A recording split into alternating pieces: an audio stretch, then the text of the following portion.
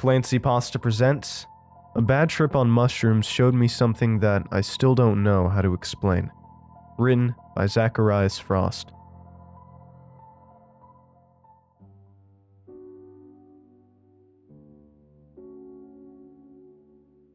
Hallucinogenic drugs are something that people seem to either really love and use regularly, or something they have sworn off forever. To me, nothing is better than a night with good friends tripping balls in the middle of the woods and bursting into fits of laughter until our jaws feel like they're about to fall off. One of my favorites has always been psilocybin, or magic mushrooms as they are more commonly known. Those little purple gold bastards will put you in another dimension of giggles for hours on end. Yeah, the nausea and bouts of vomiting kind of suck, but it's a small price to pay to visit an alien landscape.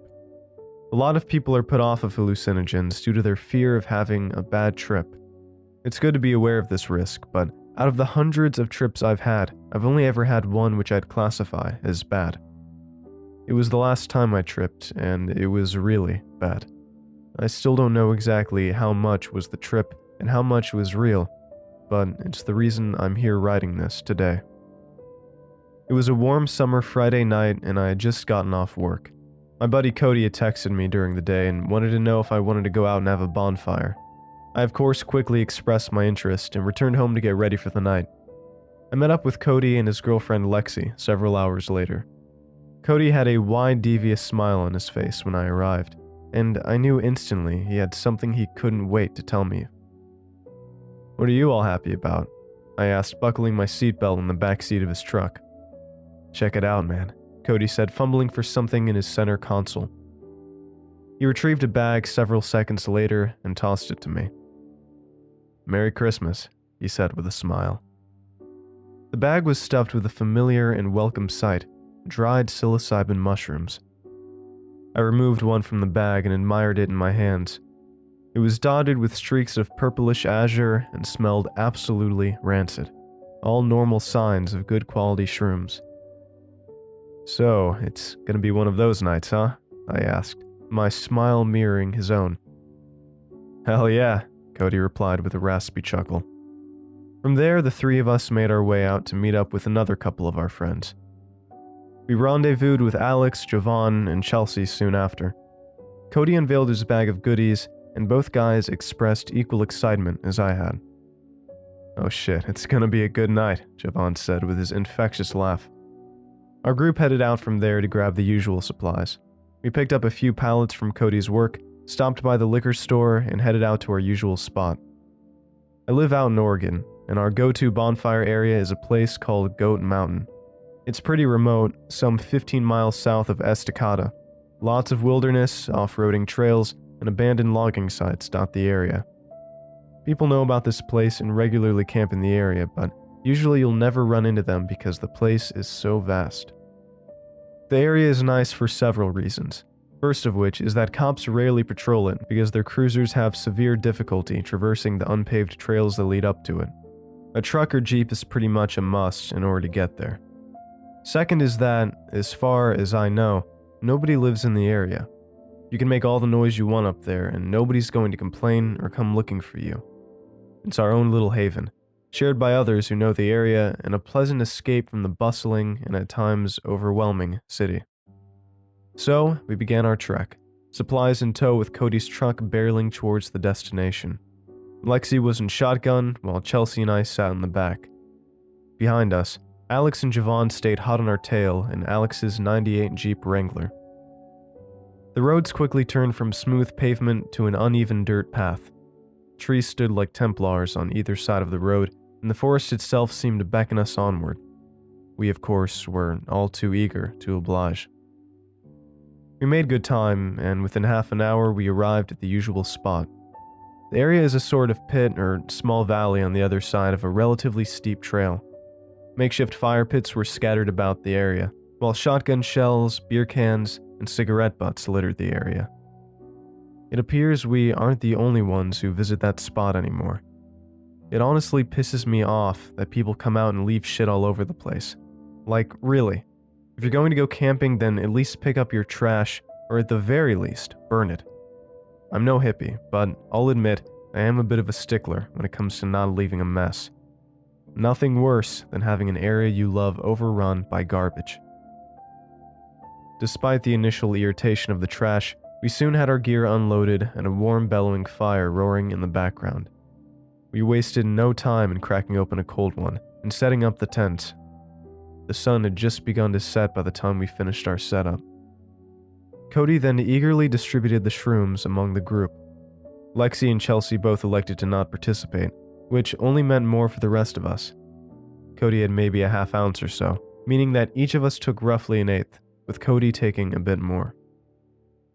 I chewed on the grimy mushrooms as a taste not entirely dissimilar to stale popcorn entered my mouth. Some people can't stand the taste, one of those people being Javon, who looked as though he was about to vomit as he downed them. "Shit tastes like ass," he commented, a scowl on his face as he downed a large swig of Coors. "Well, they do grow in cow shit, you know," Cody replied with a laugh that was echoed by Alex.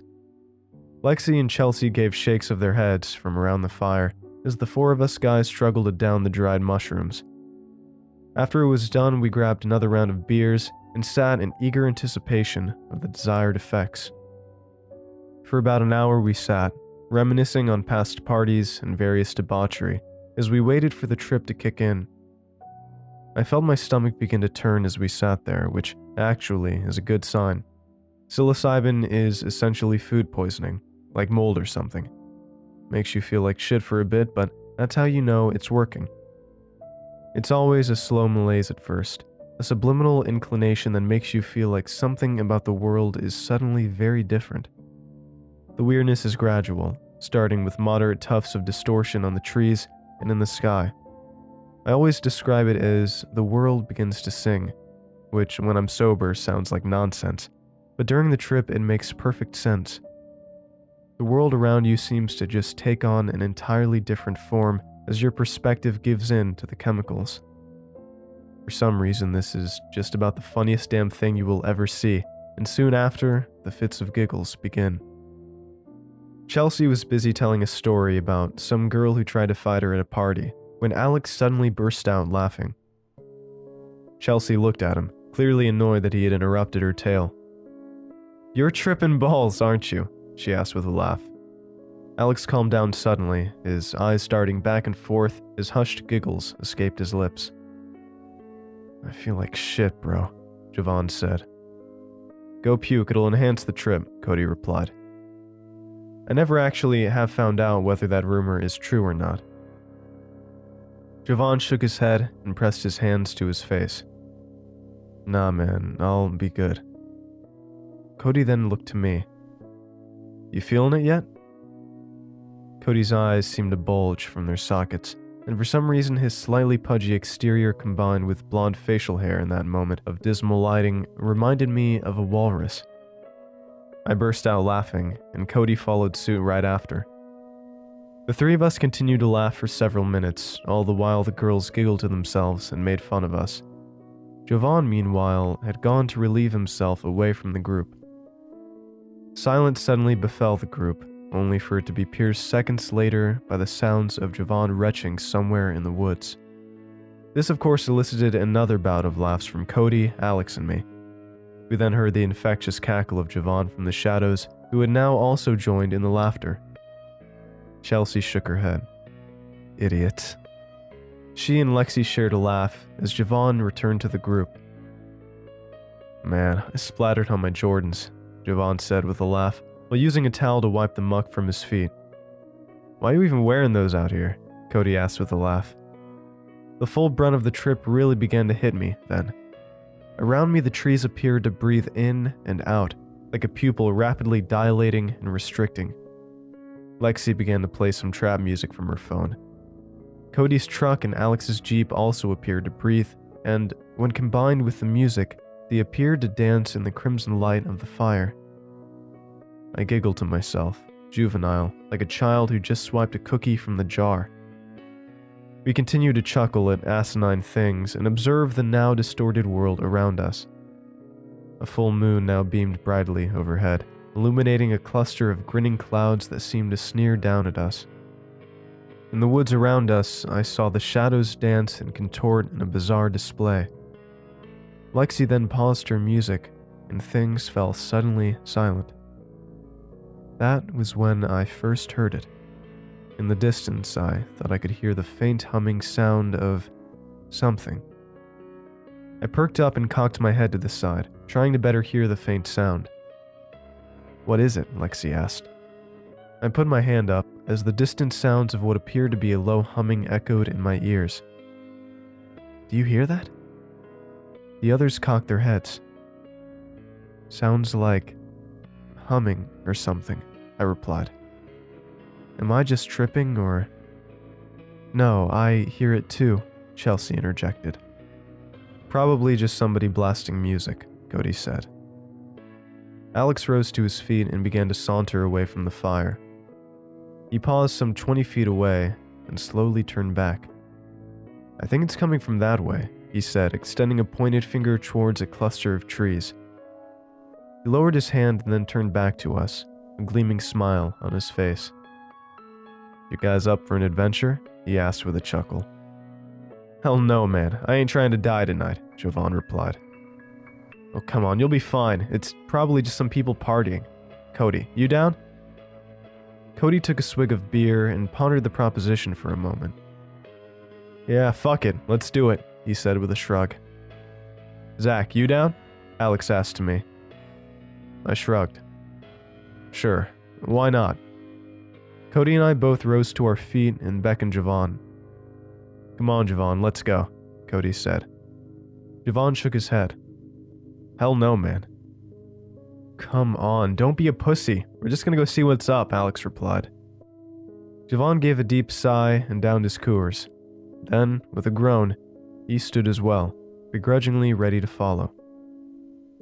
"Be careful, please," Lexi said to Cody with a pleading glance. "Come with us," Cody replied. Lexi and Chelsea both shook their heads. "Nope," Lexi replied simply. "Somebody's got to watch the stuff." "Fine," Cody said, rolling his eyes and turning away. He walked over to Alex's spot, and Jovan and I followed. The four of us soon disappeared from the light of the campfire and entered the now chilly woods. Luckily, the full moon beamed down overhead, making visibility surprisingly good for that time of night. Shadows seemed to stare at us around every corner, and the trees almost seemed to try grabbing us as we passed. Our journey was mostly silent, albeit with sparse giggles emitted every now and then. The strange humming sounds grew louder, and as we drew nearer to the source, I recognized it as some kind of chanting. That should have been where we turned and hightailed it out of there, but we were dumb. We had gone for maybe 10 minutes when we rounded a corner and saw something. Cody, who led the pack, paused and lifted his hand up.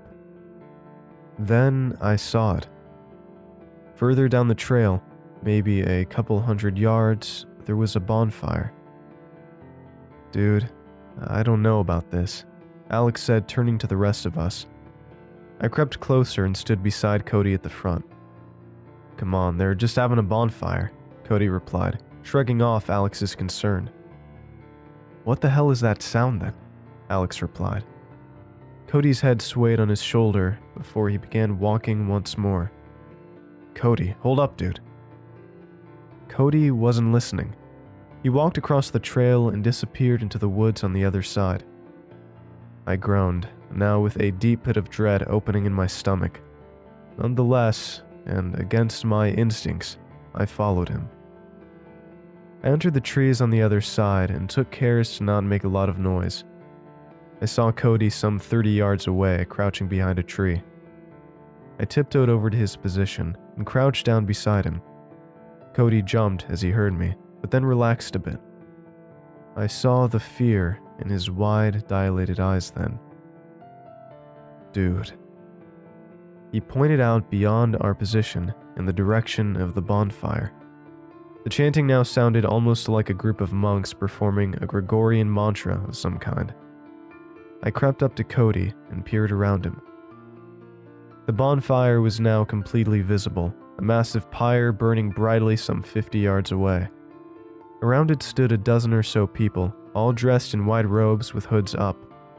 There was some sort of emblem on their chest, but it was too far to discern what it was. All of them were holding hands around the fire, chanting their ungodly chorus in unison. My first thought was that we had stumbled upon a Ku Klux Klan rally. Alex and Javon then emerged behind us. Javon peeked around the tree. "Oh, hell no." His words elevated almost to a shout. Alex quickly seized him to prevent him making any more noise, but it was too late. I watched from the shadows as the chanting stopped, and those in the group turned their heads towards our position. It was then I saw something truly disturbing. Underneath their hoods, I could see their faces, but something about them was just unnatural. It looked as though they wore the faces of animals, but in the dim light, it was impossible to confirm. My heart began thundering in my chest, and I felt my knees trembling beneath me. The group stared in our direction for what seemed like hours, motionless and still clasping hands with one another. We were adequately hidden in the brush, but if they decided to go investigate, then we would have no choice but to make a run for it. Luckily for us, they didn't, and eventually they turned back to their pyre and resumed their activities. It was then I took a closer look at the fire itself. In the midst of the crimson flames, I thought I saw something shaped like a skull. Not human skull, more animalistic. We continued to watch, enamored by the bizarre spectacle. After several more minutes, they stopped and released one another's hand. They stood in silence for a moment, as only the sounds of dancing cinders filled the atmosphere. Then someone moved towards the center of the group. This one was different to the others, though. He wore a robe as well, but his hood was down and on his head was an elaborate mask of some sort. I counted at least 6 spiraling horns about a foot in length. The face of the mask looked to be the skull of some predatory animal, perhaps a bear or a wolf. He strolled into the center, silently, and turned his back to the inferno. The flame stood almost as tall as he did. He stood only a few feet from the voracious fire, and I wondered how he could possibly bear the immense heat. Another person then approached him, as a bizarre chuckling noise became audible. The second member held a cage of some sort which housed something within. The one with the elaborate headdress then lifted both his arms and began to speak. I listened, trying to decipher his words for a moment before realizing he wasn't speaking in English. I don't know what language it was actually, but to me it sounded like Latin or some other archaic dialect. Goosebumps sprouted all over my skin as I looked on. Cody shot me a glance, an almost petrified look as if to ask, should we go back? Neither of us spoke, though. The man then appeared to finish his monologue, and the others in the group chanted a phrase in unison, Resurgimas. The leader lowered his arms, and his assistant opened the cage. The leader then stuck his arm inside and pulled back, withdrawing a live chicken that clucked and fluttered furiously. The poor bird was held by the man upside down by its feet for only a moment, before the man slid a blade across its throat. The chicken squawked in a frenzied, terrified tone as blood began to drip from its neck. The man then took the dying bird and flung it into the bellowing flames. The bird's body entered the inferno with a sickening squawk of pain before being quickly devoured by it. The flames then lurched upwards by at least 5 feet for only a split second. By that point, we began to move away, completely horrified by the events we had just witnessed. As we scurried away, I heard something echo from the flames. It sounded like a deep, guttural laughter. Cody and I stopped as Alex and Javon took off back towards the camp. We turned back to the fire, and I could scarcely believe my eyes. By this point, I was peaking in my trip, so what I saw may not be entirely accurate. The flames shifted, and the logs within began to crumble as if someone had struck them. The logs fell aside, and from beneath them, I saw something begin to sprout upwards. It was dark, blacker than soot, and impossible to discern its appearance. We didn't bother sticking around to see anything else, though. Cody and I took off running, frantic and no longer wishing to see whatever the hell that thing was. I felt twigs and branches smack my face and body as I went hurtling through the woods at a torrid rate. A cacophonous roar emanated from behind us, followed by the sounds of pained shrieks. The ground beneath me seemed to distort and shift as I ran. The forest itself seemed intent in restricting me, and several times I fell only to regain my footing and keep running. The shadows seemed to bite at my heels every step of the way, and in the distance, I heard the serenade of manic laughter and lamentations bolster into a storm. Finally, Cody and I reached the camp and found Alex and Javon already loaded up in Alex's Jeep. "What the hell's going on?" Lexi asked as we entered the site. "We gotta go, come on," Cody instructed. Alex and Javon took off seconds later, with Alex's Jeep screaming back down the hill. We quickly doused our campfire and loaded into Cody's truck. The tents and other supplies were left behind as nothing else mattered in that moment aside from escape. Cody's truck roared to life, and within seconds, we were flying back down the trail which had led us to the site. Alex and Javon were already long gone by that point. Cody quickly but carefully navigated the crumbling trail, and soon we had reached the bottom and emerged upon the dirt road. Cody gunned it as soon as we were on the flat ground, and his truck began barreling back down the mountains. Lexi kept urging him to slow down, and I'll admit I was nervous of his driving in that moment as well. In the rear view, I saw Cody's eyes, stretched taut and unblinking as terror coalesced within them. Chelsea kept asking me what we saw, but I never found the words to be able to answer her properly. I kept thinking I saw flashes of whatever was in the flames on our way out, standing at the side of the road. I still don't know whether I actually did, or if it was all an illusion of my hallucinating mind. We made it back to Cody's house sometime later and found Alex and Javon had beat us there.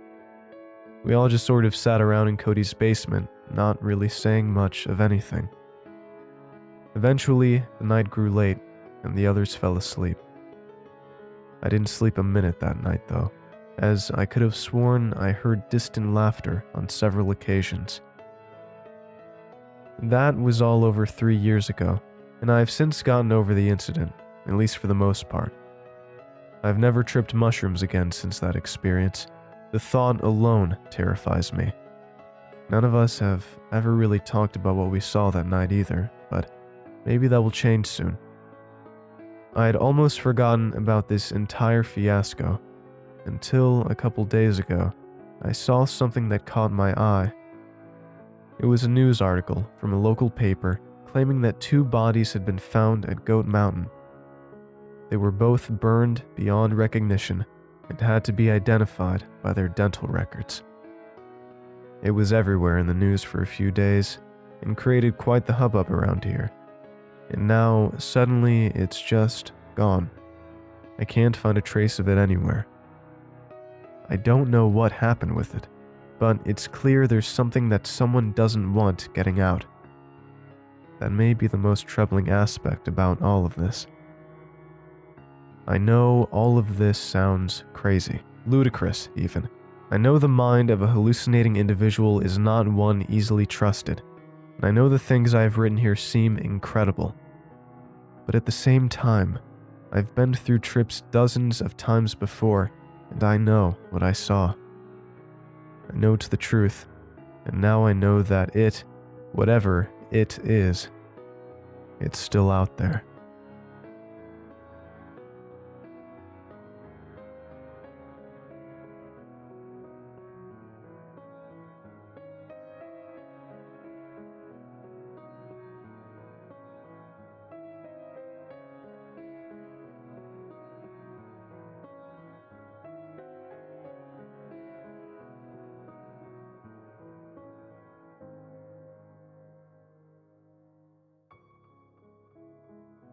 Thanks for watching, and I hope you enjoyed today's video.